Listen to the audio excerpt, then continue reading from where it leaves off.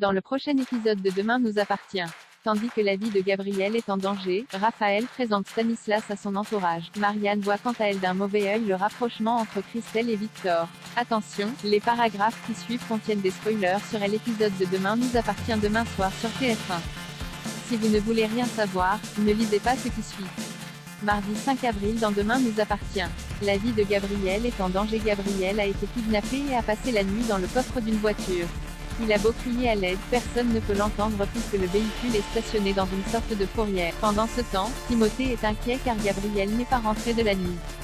Trouvant cela étrange elle aussi, Nord appelle immédiatement la police. Au commissariat, Karine confirme au fils Brunet que Gabriel n'est pas allé travailler et cherche à savoir s'il n'aurait pas remarqué quelque chose de bizarre près de leur immeuble. Selon Timothée, une voiture en très mauvais état avec la portière arrière droite enfoncée était garée devant chez eux et a démarré en trombe quand il est arrivé chez lui. S'il n'a pas vu le conducteur, Timothée a cependant pu relever la plaque d'immatriculation. Plus tard, la police fait le point sur la disparition de Gabriel. Karim a vérifié l'immatriculation de la voiture et a découvert qu'elle avait été volée la veille en fin de journée. Malheureusement, elle n'a toujours pas été retrouvée. Le capitaine Saed imagine alors que Gabriel aurait pu voler la voiture, se débarrasser de son téléphone portable avant de prendre la fuite. Les policiers soupçonnent donc le fils Géo d'être le meurtrier de Romain et Alizé Melville. Comme rien ne prouve qu'il était seul, Karim envisage également la possibilité que Bart puisse être son complice. De son côté, Nordine estime quant à lui que Gabriel aurait pu être enlevé. Même si Karim reconnaît que c'est une possibilité, leur priorité reste de retrouver la voiture. Dans le même temps, Gabriel tente par tous les moyens de s'échapper du coffre de la voiture mais sans succès. En parallèle, Nord et Charlie sont scream.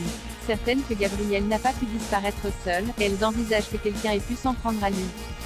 Charlie soupçonne alors Garance d'avoir tué les Melville puis d'avoir fait disparaître Gabriel pour l'empêcher de parler. Une hypothèse à laquelle souscrit Nord et ce d'autant plus que c'est Garance qui a vu Romain Melville en dernier le soir de sa mort. Au même moment, la fille Doucet débarque au Spoon et les informe qu'elle a reçu un appel de la police concernant la disparition de Gabriel. Face à leur silence, Garance comprend que ses amis la soupçonnent d'être à l'origine de sa disparition. Chez les Delcourt, Anna, Louise et Chloé sont autour d'un café. Inquiète, la psychologue craint que son fils craque après ce qui est récemment arrivé à Flore. Malgré tout, Chloé l'encourage à garder espoir. Au poste, Damien a relevé des traces d'un anesthésique super puissant sur les écouteurs de Gabriel. Il ne fait désormais plus aucun doute pour Karim et Sarah que le jeune homme a bien été enlevé. Bien qu'il y ait peu de chances qu'il soit encore en vie, Karim presse ses équipes de retrouver la voiture au plus vite. À quelques encablures, la vie de Gabriel est plus que jamais menacée puisque le véhicule dans lequel il est enfermé est sur le point de se faire broyer. Le jeune homme va-t-il s'en sortir?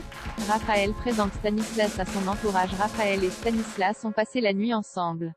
Heureuse, Raphaël aimerait passer plus de nuits avec lui. Comme elle ne pourra pas envoyer sa fille chez Dorian tous les soirs pour passer du temps avec son amant, Stanislas lui propose de passer la soirée sur son bateau ou encore mieux, qu'elle le présente à Camille officiellement. Seulement, Raphaël pense que c'est un peu prématuré pour cela mais promet toutefois d'y réfléchir. Le couple décide ensuite de se revoir le lendemain pour une balade en mer après le travail. Plus tard, Raphaël déjeune avec Alex et Chloé au Spoon. L'RBA, l'avocate leur raconte combien elle se sent bien avec Stanislas qu'elle dépeint comme un homme gentil, prévenant et marrant.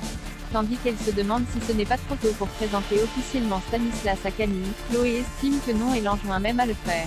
Quelques secondes après, Stanislas fait irruption et fait la connaissance du couple Delcourt. Au cours de la discussion, Stanislas invite Chloé et Alex à se joindre à eux pour une virée en mer le lendemain, ce qu'ils acceptent avec plaisir. Si Alex pense que Raphaël a l'air d'avoir trouvé l'homme qu'il lui fallait, ce n'est pas le cas de Chloé qui semble plus sur la réserve. En fin de journée, Raphaël invite Stanislas chez elle pour lui présenter officiellement Camille.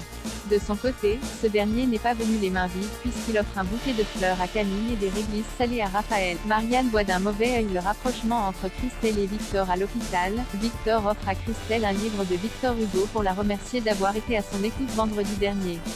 L'ancien homme d'affaires en profite ensuite pour solliciter son aide pour obtenir des renseignements sur les aides potentielles pour les jeunes dans la situation de Timothée. Ce qu'elle accepte avec plaisir. En parallèle, Monsieur Dumoret n'a rien raté de leur échange et croit que Christelle a tapé dans l'œil de Victor. Si Christelle est tombée dans son petit jeu de repenti, ce n'est pas le cas de Dumoret qui prévient Victor que ce n'est pas parce qu'il est vieux et mourant qu'il va prendre des pincettes, puis de lancer qu'il n'a pas peur d'en venir aux mains. À l'heure du déjeuner, Christelle fait le point avec Victor sur toutes les aides dont Timothée peut bénéficier pour ses études. Marianne, qui les entend discuter, attend que Victor soit retourné travailler pour mettre en garde l'assistante sociale. Elle lui rappelle qu'elle est millionnaire depuis peu et l'enjoint à rester sur ses gardes car Victor est un escroc. En vain. En fin de journée, Victor questionne son fils sur les enfants Moreno. Comme Timothée cherche à comprendre pourquoi il s'intéresse autant à Christelle, Victor prétend être tout simplement curieux.